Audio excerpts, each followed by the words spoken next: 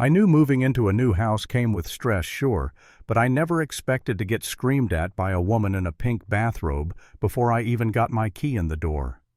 And I definitely didn't expect to discover that her precious driveway, the same driveway she guarded like it was the crown jewels, had been illegally cutting through my property for years. The moment I realized that everything changed.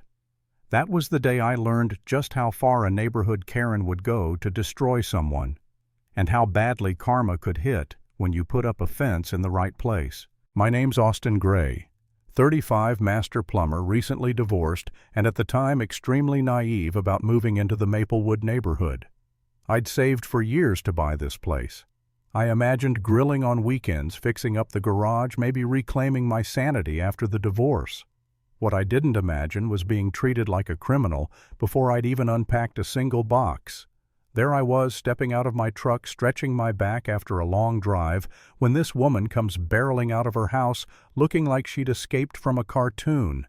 Pink bathrobe flapping like an angry cape, cat-shaped slippers slapping on the pavement, hair curlers pointed at me like tiny pastel weapons.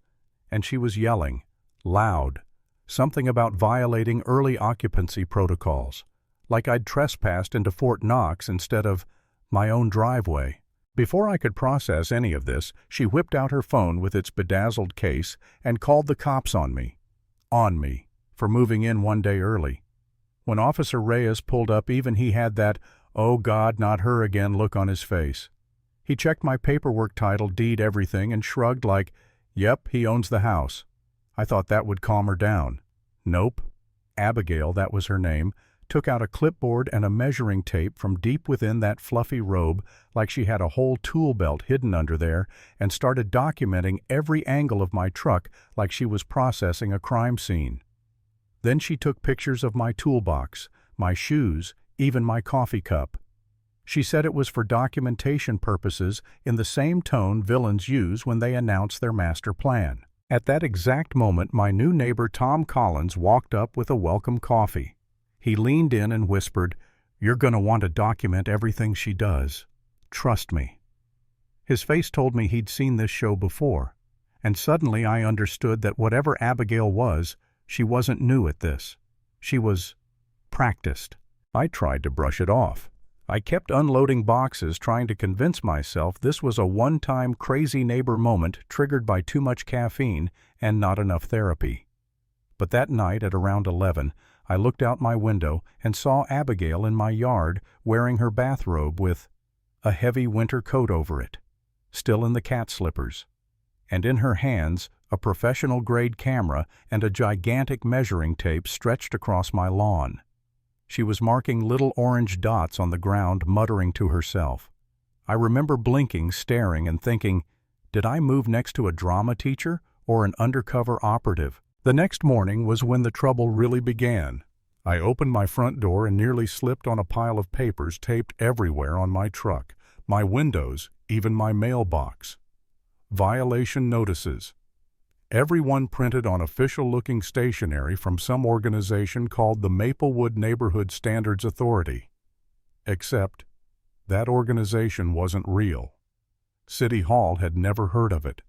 Abigail had invented her own fake government branch just to find me, and the more notices I peeled off, the angrier and honestly, the more violated I felt. From that day on, it was like living under surveillance. Abigail parked her beat-up sedan across from my house every morning, binoculars out, jotting notes. She tracked when I checked my mail, when I watered the plants, when I breathed too loudly, probably. I once saw her charting the angle of my truck with a protractor, a real protractor.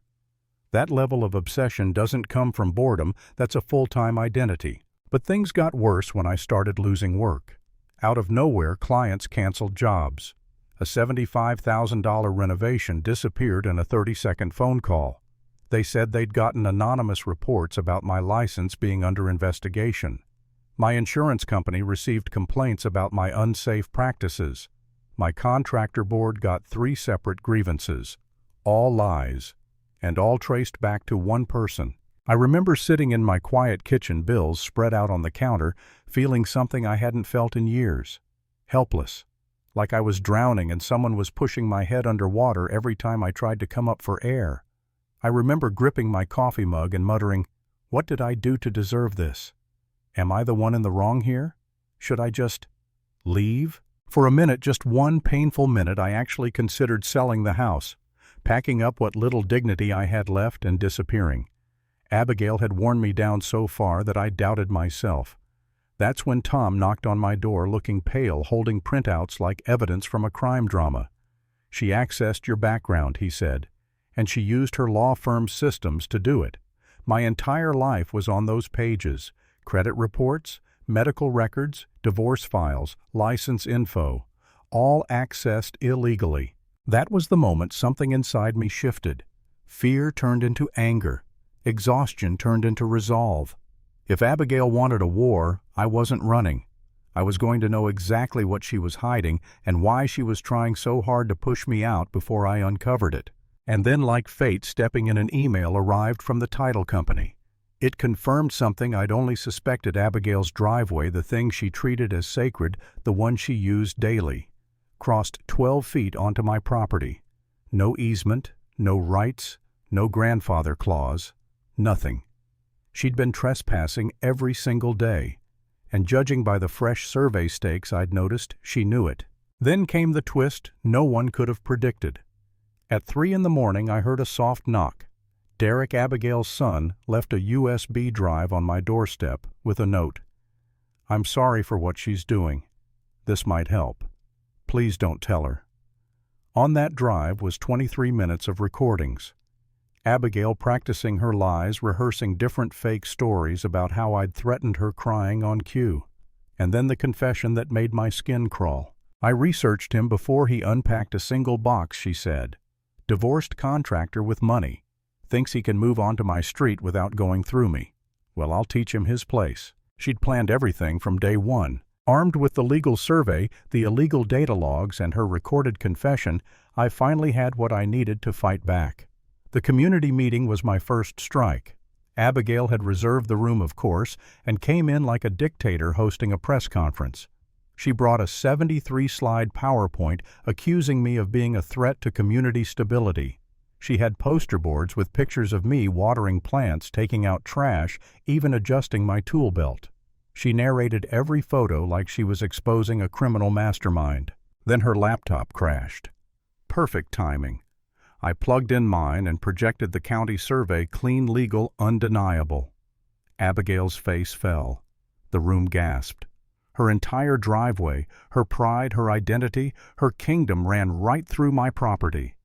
The woman who policed everyone else's boundaries had been violating the biggest boundary of all. Her panic was instant. She babbled about prescriptive rights and historical precedent, but everyone saw the truth. She wasn't an enforcer. She was a hypocrite.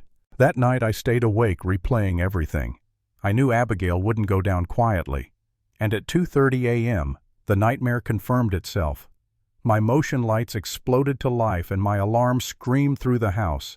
I rushed to the window and saw Abigail dressed head to toe in black like a middle-aged burglar, scratching deep lines into the side of my truck with her car key. But what froze my blood was the second figure hiding behind my shed. Someone helping her. Police arrived. Abigail tried to claim she was conducting a nighttime safety inspection. It was pathetic, embarrassing.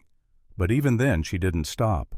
From the jail cell she filed an emergency restraining order claiming I'd threatened her life. And somehow the judge granted it before I could defend myself. I had to move my tools away from the property line. Couldn't park my truck in my own driveway. Abigail stood behind her illegal driveway watching me obey the order, wearing a smile so smug it made my teeth grind. That was my lowest point. But it didn't last. Because the hearing for that restraining order, that was the day everything snapped back. The courtroom was packed. Word spreads fast when a neighborhood tyrant finally gets dragged into the light. Derek took the stand first. His hands shook as he inserted the USB drive. Then Abigail's voice filled the room. Her own words, her own hatred, her own plan. The judge looked like he was trying not to curse out loud. When the recording ended, Abigail claimed it was community theater practice. People actually laughed. The judge didn't. He vacated her restraining order on the spot, issued a no-contact order protecting me, referred her for criminal charges, and practically burned a hole in her soul with his stare. Her law firm fired her before she even left the courtroom. Then came my civil suit for defamation, interference, and emotional distress. And then the nuclear strike. I applied for a permit to build a fence along my property line. Since I had the survey, the court order, the title company records, and the county's blessing, it passed easily. That fence would block Abigail's driveway permanently. When the fence went up, Abigail finally broke. She came out wearing what might have been her wedding dress, clutching chains, screaming about property rights, and then accidentally chained herself to my neighbor's sprinkler line instead of my fence. She couldn't even protest correctly. Police freed her. The fence went up anyway. Her car was trapped in her garage. She had to park 3 blocks away. Her entire world collapsed. And it only got worse when she tried one last move, calling the police and claiming I'd threatened to eliminate her. But by then the cops knew her game. My security footage proved she'd never even spoken to me. Her phone logs showed she'd rehearsed the lie for weeks. That stunt alone cost her $15,000 in fines and 2 years of probation. Within months, she lost her job, her driveway access, her reputation, and eventually her house to foreclosure. All because she tried to ruin someone who just wanted to move in peacefully. And me, I didn't celebrate. I didn't throw a party. I stood behind my fence, my perfectly legal fence, and watched silence settle over the neighborhood for the first time since I arrived. And in that silence, I finally breathed. Sometimes the only way to protect your peace is to build a boundary no one can cross.